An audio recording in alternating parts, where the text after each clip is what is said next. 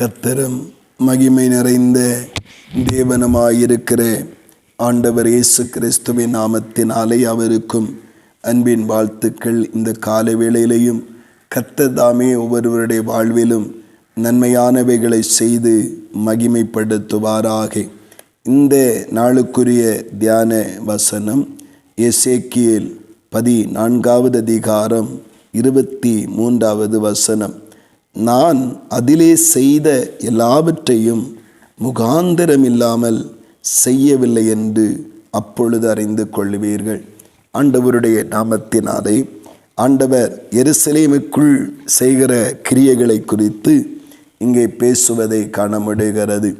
அதை அனுப்புகிற அந்த கிரியைகளை ஒவ்வொன்றாய் அனுப்பி எருசலேமின் குடிகளையும் எருசலேமில் வாசமாயிருக்கிறவர்களையும் பல கலங்க பண்ணுவதை போன்ற கிரியைகளை கர்த்தர் அனுமதிக்கிறார். பல நெருக்கத்துக்குள்ளாக்கப்படுகிறதை போன்ற கிரியைகளை கர்த்தர் அனுமதிக்கிறார். இதை பார்க்கிற ஜனங்கள் ஆண்டவர் ஏன் இப்படிப்பட்ட காரியங்களை நடத்துகிறார் என்று பிரமிப்புடனும் பயத்துடனும் அங்கே ஒருவித கலக்கத்துடனும் பார்ப்பதை நாம் இங்கே காண முடிகிறது.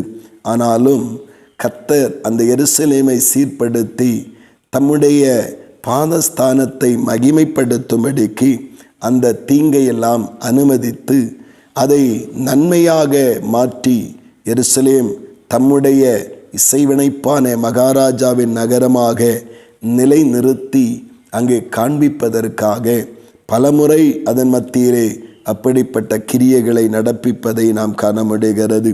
ஆண்டவருடைய நாமத்தினாலே அப்போ திரும்ப சொல்லுகிற நான் அதை செய்கிறேன், அதில் செய்த காரியங்கள் ஒன்றையும் அதை முகாந்தரமில்லாமல் செய்யவே இல்லை அப்படி என்று ஆண்டவர் அங்கே விளக்கம் கொடுப்பதை நாம் காண முடிகிறது.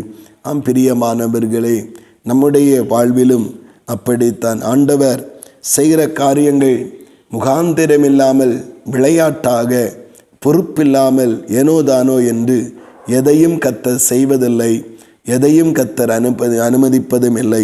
கர்த்தர் செய்கிற ஒவ்வொரு காரியத்திற்கும் ஒவ்வொரு முகாந்திரத்தை வைத்தே நம்மிலே கிரியை செய்கிற தேவனாய் இருக்கிறார். நாம் அதை ஆரம்பத்திலே பழகாதிருக்கும் பொழுது கர்த்தர் மேலே நமக்கு கோபமும் கர்த்தர் மேலே நமக்கு வருத்தமும் கர்த்தர் மேலே நமக்கு மனத்தாங்கலும் உருவாக ஆரம்பிக்கும். ஆனால் ஆண்டவருடைய ஆவியானவர் அப்படிப்பட்ட நிலையில் இருக்கிற நமக்குத்தான் கர்த்தருடைய வார்த்தை நம்முடைய வாழ்வில் எதை செய்தாலும் முகாந்திரம் இல்லாமல் கர்த்தர் செய்வதில்லை. அதற்கு பின்பாக தேவனுடைய திட்டங்களும் தேவனுடைய இரகசிய செயல்களும் தேவனுடைய ஆசீர்வாதங்களும் நிறைந்திருப்பதை பரிசுத்த ஆவியானவர் நமக்கு உணர்த்தி வைக்கிறார். ஆனபடினாலே கர்த்தர் நம்முடைய வாழ்க்கையிலே செய்கிற ஒவ்வொரு காரியங்கள் நன்மைக்காகவே என்பதை எடுத்துக்கொண்டு அதற்கு ஒரு முகாந்திரம் இருக்கிறது என்பதை புரிந்து கொண்டு கர்த்தருடைய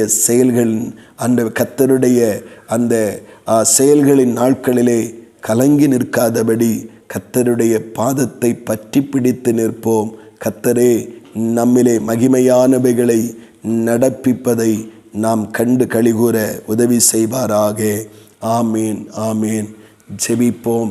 பரலோகத்தின் நல்ல ஆண்டவரே, பரிசுத்தமான இந்த நல்ல காலை நேரத்திலும் தகப்பனே, எருசலேமில் நடப்பித்த ஒவ்வொரு காரியங்களும் ஆண்டவரே முகாந்தரம் இல்லாமல் ஆண்டவரை நீ செய்யவில்லை என்று ஜனங்களுக்கு விளக்கம் கொடுக்கிறீங்கப்பா. ஆமாண்டவரே, எங்களுடைய வாழ்விலும் அப்படித்தான். எதை நீங்கள் செய்தாலும் அதற்கு ஒவ்வொன்றுக்கும் ஒவ்வொரு முகாந்தரத்தை வைத்திருப்பீரப்பா. அதை நாங்கள் அறிந்து கொள்ளுகிறது வரைக்கும் எங்களுக்குள்ளே கலக்கங்களும் அவிசுவாசங்களும் ஆண்டவரே முறுமுறுப்பு உண்டாகிறது. அறிந்து கொண்ட பின்போ கர்த்தர் சகலமும் நன்மைக்காகவே செய்கிறார் என்கிற தெளிவும் ஆண்டவரை பொறுமையும் உருவாக ஆரம்பிக்குமே. கர்த்தரே, இந்த நாளிலேயும் ஆண்டவர் எங்களை வாழ்வை குறித்து தேவ திட்டங்களை குறித்து தேவ இரகசிய செயல்களை குறித்து எங்களை ஆசீர்வதிக்கிற தேவ நோக்கத்தை குறித்ததான ஆண்டவரே திட்டங்களை மையமாக வைத்தே எங்கள் எல்லாவற்றையும் அனுமதிக்கிறீர். அதற்காய் ஸ்தோத்திரம். கர்த்தருடைய நாமத்தினாலே இந்த புரிந்து கொள்ளுதலோடு எங்கள் விசுவாச பயணத்தை தொடர ஆண்டவர் மேன்மை பெற கர்த்தர் உதவி செய்யும். அப்படியே செய்கிறபடியாய் ஸ்தோத்திரம். இயேசு கிறிஸ்துவின் மூலம் செபிக்கிறோம் ஜீவனுள்ள நல்ல பிதாவே. ஆமேன், ஆமேன்.